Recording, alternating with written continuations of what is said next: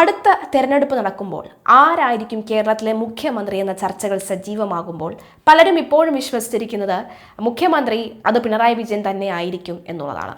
എന്നാൽ അതിലധികം സാധാരണക്കാരായ ജനങ്ങൾ പറയുന്നത് എന്തായാലും ആ ഒരു അബദ്ധം നമ്മൾ ഇനി കാണിക്കുകയില്ല എന്നുള്ള മട്ടിലുള്ള പ്രതികരണങ്ങൾ നടത്തുന്നത് നമ്മൾ ഇതിനു മുൻപും പലകുറി കണ്ടിട്ടുള്ളതാണ്.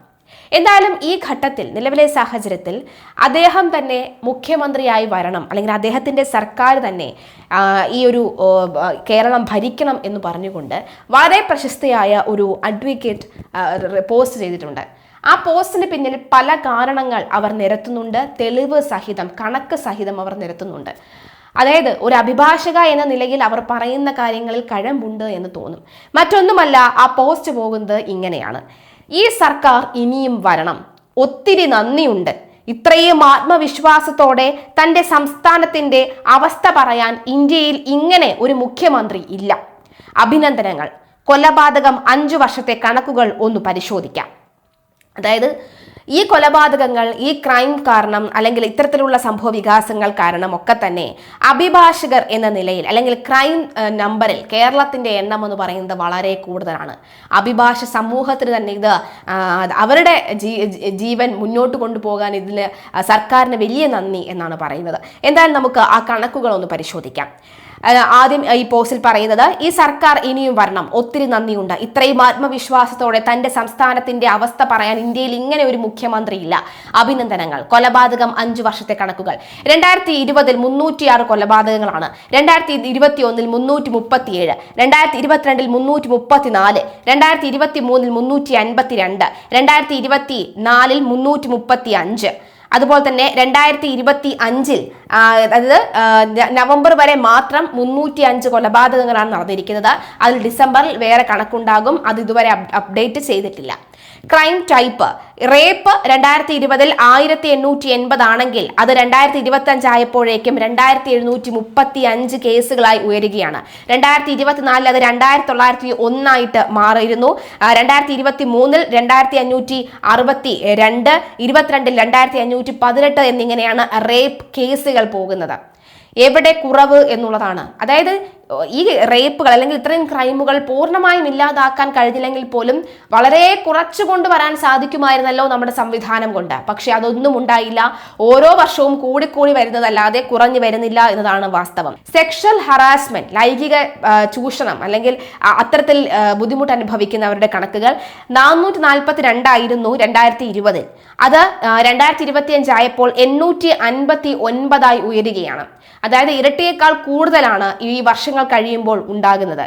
2021 അത് 4059, 2022 4940, 2023 4818, 2024 4286 എന്നിങ്ങനെയാണ് കണക്കുകൾ. ഇനി ഹസ്ബൻഡ് വഴിയോ അല്ലെങ്കിൽ മറ്റടുത്ത ബന്ധുക്കൾ വഴിയോ ഒക്കെ തന്നെ ഈ ശാരീരികമായി പീഡനം അനുഭവിച്ച അല്ലെങ്കിൽ മാനസികമായി പീഡനം അനുഭവിച്ച കേസുകൾ നോക്കുകയാണെങ്കിൽ 2020 അത് 2707, 2021 4997, 2022 4998, 2025 3786 എന്നിങ്ങനെയാണ് കണക്കുകൾ പോകുന്നത്. ഇനി തട്ടിപ്പ്, അതുപോലെ തന്നെ മറ്റ് ക്രൈമുകൾ നോക്കാം. 2020 2418 ആയിരുന്നു. എന്നാൽ 2025 ആയപ്പോഴേക്കും അത് 3550 ആയി. ഇതേ വർഷം തന്നെ സർക്കാർ ഭരിച്ചിരുന്ന മറ്റ് വർഷങ്ങളിലെ കണക്ക് പരിശോധിച്ചാൽ 3119, 3943, 4686, 5249 എന്നിങ്ങനെയാണ് കണക്കുകൾ പോകുന്നത്. ഇനി റോബറി: 2020 610 ആണെങ്കിൽ 2025 ആയപ്പോൾ 514. ഇനി ഇതേ കാലയളവിൽ തന്നെയാണ് മറ്റ് വർഷങ്ങൾ പരിശോധിക്കുകയാണെങ്കിൽ 780, 821, 884, 731 എന്നിങ്ങനെയാണ്. അങ്ങനെ ഈ ഒരു കണക്ക് പരിശോധിക്കുമ്പോൾ സത്യത്തിൽ ഈ അഭിഭാഷകന്മാർക്ക് കോളാണ് എന്നാണ് അവർ പറയുന്നത്. ഒരിക്കൽ പോലും നമ്മൾ അങ്ങനെ കരുതുന്നില്ല. പക്ഷെ അപ്പോഴും ഈ കണക്കുകൾ അത് സത്യം വിളിച്ചു പറയുന്ന കണക്കുകളാണ് എന്ന് പ്രത്യേകം എടുത്തു പറയുന്നുണ്ട്. സൂയിസൈഡ് കേസുകൾ: ഒരു വർഷം 10,000-ൽ പരം സൂയിസൈഡുകൾ. 2023 മാത്രം ഏതാണ്ട് 11,000 ആളുകളാണ് സൂയിസൈഡ് ചെയ്തിട്ടുള്ളത്. 134 ഹോസ്പിറ്റലുകൾ സുരക്ഷിതമല്ല, ഉപയോഗയോഗ്യമല്ല എന്ന് കണ്ടെത്തിയിട്ടുണ്ട്. ലഹരി മൂലമുള്ള കൊലപാതകം വർഷം 100-ൽ കുറയാതെ ഉണ്ടാകും. വീടില്ലാത്തവർ 4,78,331 കുടുംബങ്ങൾ. ഇവയിൽ ചിലർ ഭൂമിയില്ലാത്തവയും ചിലർ ഭൂമിയുണ്ടെങ്കിൽ വീടില്ലാത്തവയുമാണ് എന്ന് ലൈഫ് മിഷൻ പരിശോധനയിൽ കണ്ടെത്തി. ഇതിൽ 3,36,868 കുടുംബങ്ങൾ ഭൂമിയുണ്ടെങ്കിലും വീടില്ല. 1,41,463 പേർ ഭൂമിയോ വീടോ പോലും ഒന്നുമില്ലാത്ത വിധം ദാരിദ്ര്യത്തിലുള്ളവരാണ്. പക്ഷേ അതിദാരിദ്ര്യമുക്ത കേരളമാണ് നമ്മുടേത് എന്നുകൂടി ഓർക്കുക. ഏതാണ്ട് ചെറിയൊരു കണക്കുകൾ മാത്രമാണ് ഇത്. അങ്ങ് 3-ാം തവണയും വരണം, അപ്പോൾ എല്ലാം ശരിയാകുമെന്ന് പൂർണ്ണമായി വിശ്വസിക്കുന്നു. ശബരിമല കൊള്ളക്കാർ എല്ലാവരും പിടിച്ചു പുറത്താക്കി, സ്വർണം മുഴുവൻ തിരികെ പിടിച്ചു. അഭിമാനം. കേരളം ക്രൈം നിരക്കിൽ ഇന്ത്യയുടെ എല്ലാ സംസ്ഥാനങ്ങളും സംയുക്ത പ്രദേശങ്ങളും പരിഗണിച്ചാൽ 1-ാം സ്ഥാനത്ത്. അതായത് വസ്തുതാപരമായി രാജ്യത്തെ ഉയർന്ന ക്രൈം റേറ്റ് ഉള്ള സംസ്ഥാനങ്ങളിൽ മുന്നിൽ കേരളം തന്നെയാണ്.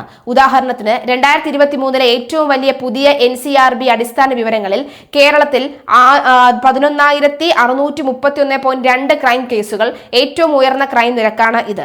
ഡൽഹി അടുത്തതായി വരുന്നുണ്ട്. യൂണിയൻ ടെറിട്ടറി ആണെങ്കിലും മറ്റ് സംസ്ഥാനങ്ങൾ പോലെ ഗുജറാത്ത്, ഹരിയാന, തമിഴ്നാടു എന്നിവ വരെ താഴെയുണ്ട് എന്നാണ് പറയുന്നത്. അഡ്വക്കേറ്റ് ദീപ ജോസഫാണ് ഇതേ കാര്യങ്ങൾ പറഞ്ഞുകൊണ്ട് അവർ പുറത്തുവിട്ടിട്ടുള്ളത്. ഇനി ന്യായീകരിക്കാൻ കുറച്ചുപേർ ഉള്ളതാണ് ഒരു സമാധാനം എന്നുകൂടി പറയുന്നുണ്ട്. ഈ മുഖ്യമന്ത്രി കേരളത്തിൽ തന്നെ അല്ലേ ജീവിക്കുന്നത്? ദിവസവും കൊലപാതകവും പീഡനവും കൊള്ളരുതായ്മകളും കേരളത്തിൽ നടക്കുന്നത് അറിയുന്നില്ല. അതോ അറിഞ്ഞിട്ടും അറിയാത്ത ഭാവം നടിക്കുന്നതോ? അതായത് ആരും കൊതിക്കുന്ന ശാന്തിയും സമാധാനത്തോടെയും ജീവിക്കാൻ കഴിയുന്ന ഒരിടമായി കേരളം മാറും എന്ന് മുഖ്യമന്ത്രി കഴിഞ്ഞ ദിവസം വാചാലനായതിന് പിന്നാലെയാണ് അവർ എഴുതുന്നത്. ഈ പറഞ്ഞ പോലെ തന്നെ അഡ്വക്കേറ്റുമാരുടെ ഒരു ചാകര കൂടിയായിരുന്നു ഈ മാസം എന്ന കണക്കുകൾ, അല്ലെങ്കിൽ ഈ ഒരു വർഷം എന്ന കണക്കുകൾ സൂചിപ്പിക്കാൻ പറയുന്നു. ആ ഒരു രീതിയിൽ അല്ലെങ്കിൽ പോലും, പോസ്റ്റുകൾ ആ ഒരു രീതിയിൽ അല്ലെങ്കിൽ പോലും അത്തരത്തിൽ നമുക്ക് വ്യാഖ്യാനിക്കാൻ സാധിക്കുന്നു. കാരണം അങ്ങനെ തകർന്ന് അല്ലെങ്കിൽ നട്ടലില്ലാത്ത വാഴപ്പിണ്ടി ഇരിക്കുന്ന, അല്ലെങ്കിൽ വാഴപ്പിണ്ടി ആണ് നട്ടലായി മാറിയിരിക്കുന്ന ഒരു ആഭ്യന്തര വകുപ്പായി മാറിയിരിക്കുന്നു നമ്മുടെ സംസ്ഥാനത്തിലുള്ളത് എന്നാണ് ഈ കണക്കുകൾ വിളിച്ചു പറയുന്നത്. അതായത് നമുക്കൊക്കെ തന്നെ വ്യക്തിപരമായി, അല്ലെങ്കിൽ നമ്മൾക്കൊക്കെ തന്നെ മറ്റ് ഈ പറയുന്ന പോലെ തന്നെ കൊലപാതകങ്ങൾക്ക് ഇരയാകാത്ത, അല്ലെങ്കിൽ മറ്റൊരാൾ അപകടത്തിൽപ്പെടാതെ നിൽക്കുന്നത് എന്തൊക്കെയോ ഭാഗ്യം കൊണ്ടാണ് എന്ന് നമ്മൾ പറയേണ്ടി വരും. അങ്ങനെ ഉള്ള രീതിയിലേക്ക് നമ്മുടെ സമൂഹത്തിൽ കടന്നു പോകുന്നു. അതായത് മുൻപൊന്നും തന്നെ കൊലപാതകികളോ കൊലപാതക പരമ്പരയോ ഇല്ലാത്തവർ പൊടുന്നനെ ഒരു ദിവസം സ്വന്തം അച്ഛനെയും അമ്മയും എല്ലാവരെയും വെട്ടിക്കൊല്ലുന്നു, ഭാര്യയെ വെട്ടിക്കൊല്ലുന്നു, ഭാര്യ വെട്ടിക്കൊല്ലുന്നു, മക്കളെ കൊല്ലുന്നു, മക്കളെയും അമ്മയും കൊന്ന് സ്വയം ജീവനെടുക്കുന്നു. അത്തരത്തിലെ കാര്യങ്ങൾ മാറുകയാണ്. അന്ന് വരെ സമൂഹത്തിൽ വളരെ നല്ല രീതിയിൽ സ്നേഹത്തോടു കൂടി കഴിഞ്ഞിരുന്ന കുടുംബങ്ങളിലാണ് ഇത്രയും പ്രശ്നങ്ങൾ ഉണ്ടാകുന്നത്. അത് നമ്മുടെ ഈ കൊതിക്കുന്ന കേരളത്തിൽ തന്നെയാണ് എന്ന് കൂടി ഓർക്കുക.